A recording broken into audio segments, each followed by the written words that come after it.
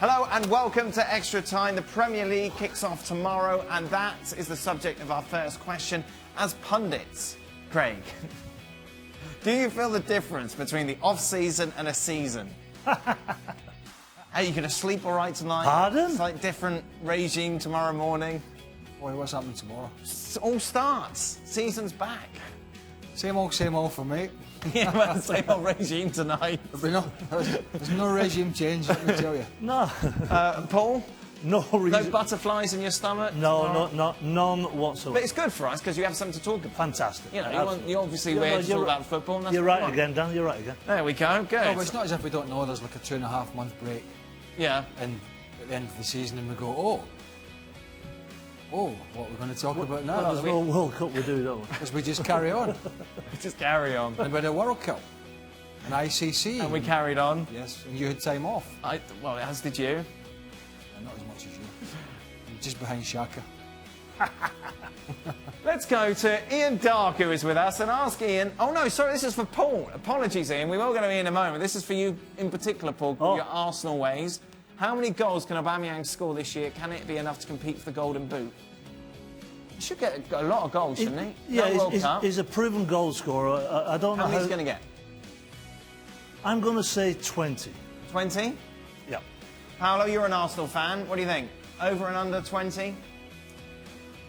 I'm going to go over 20, yeah. I'm optimistic for Aubameyang this season. I think, look, he's done it plenty of times in his career. It's not like it would be a shock for him to be over 20. Yeah, I think he can do that. You ask Ian? Might as well ask Ian. Of course, ask Ian. Ian? I think he's going to do very, very well indeed. I'm going to say he'll get 26 Premier League goals. Whoa! Wow! Very exact. I like it. Exactly 26. Okay, next question. Can anyone on the show correctly pronounce Arrizabalaga? Only Steve Nicol can, but sadly he's off today. Only Steve Nicol can? Yeah. How are you serious? I think there's tongue-in-cheek. Ian, are you going to go for Kepa during your commentary? I think he's going to become Kepa in the same way that it's going to be just Socrates and not Papastathopoulos. Craig, you love the Can't fit it on the shirt anyway, can you? What a professional. Papastathopoulos. There you go. Yeah, but you've had practice about that. When you do Tell the tale. Yeah. When I did the Greek team at the World Cup, it was Papadopoulos and Papastathopoulos were the two centre-halves. Yeah. But yeah, we can always call on our colleague, our former colleague, or sometimes colleague, will get this right, Derek Ray. Oh, yes. Derek loves the pronunciation. Derek will scroll through YouTube, and then he will go to the embassy, where he will camp outside the embassy for hours, sometimes days, without food and water, just to get a pronunciation. And then he'll tell everybody on Twitter. And he'll correct you. Am I right there? Hey, and he'll tell you if you're commentating with him. You're spot on. Yeah. I know. He will. I know I am. He doesn't. Paolo, how would you pronounce Kepa? Kepa the keeper, it writes itself. It's easy. There you go. Is any of you guys going to walk Steve Nicol through the process of being verified? And that's, of course, the blue tick, which accompanies, I think, everyone's name. Have you got a blue tick, Paul? What for? Twitter? Yes. Aye. There you go. Of course, you told me to get it, and I got it. There you are. Perfect. Steve will never get it, will he? No. He doesn't know what it's like. Don't know what it is. He really doesn't. I think it's actually Twitter that don't want to verify That's fair enough. for his Adele tweets. Right then, Ian, let's go down the archive, shall we? What is your Nonsense. favourite commentating moment? And how do you prepare before a match? Oh. Oh, favourite commentating moment's easy. I'm from England, and it has to be Kenneth Wolstenholme's line at the end of the World Cup final. Not him. It does. You. It's got to be Landon, isn't it? Go USA! Go USA! I actually said at the World Cup in 1998, you remember that was when Romania, to the curse of every commentator, all the players dyed their hair blonde. Yep. They were about to get knocked out by Croatia, and I said, I think there's proof here that blondes don't always have more fun. Oh, hey. Nice line, Ian. Very good. What a hero! Yeah. I don't have many, but that was one. And how many hours would you say you put in before each match?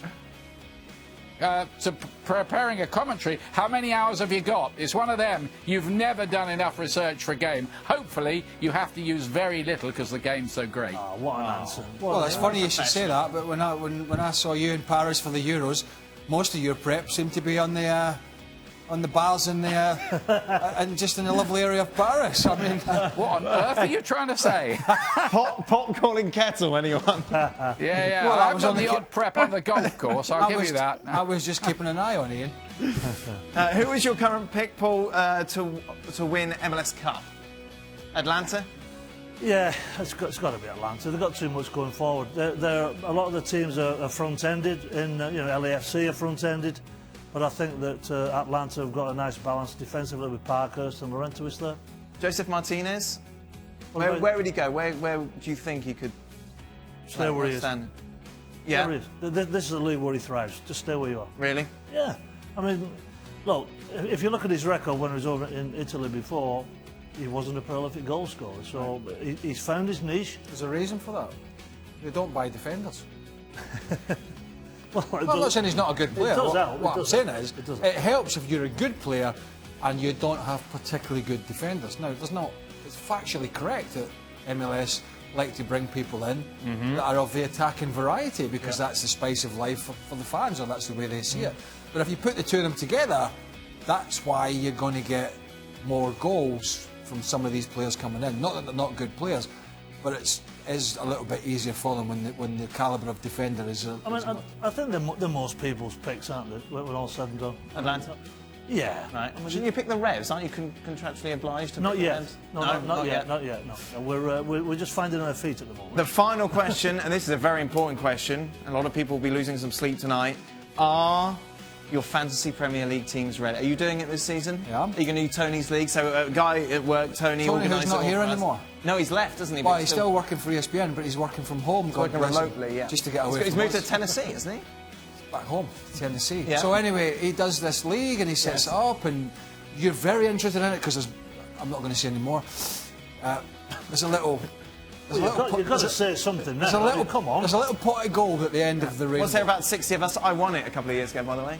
Anyway, I have done it. How much do you win? A nice amount. And he didn't split it at the bar. Of course he wouldn't do. I did that though when I won March Madness. I took everyone out.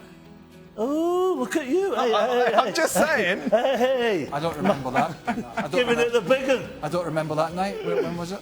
Is that another one I wasn't invited to? Ian, I'm guessing no. Do you do Fantasy Premier League?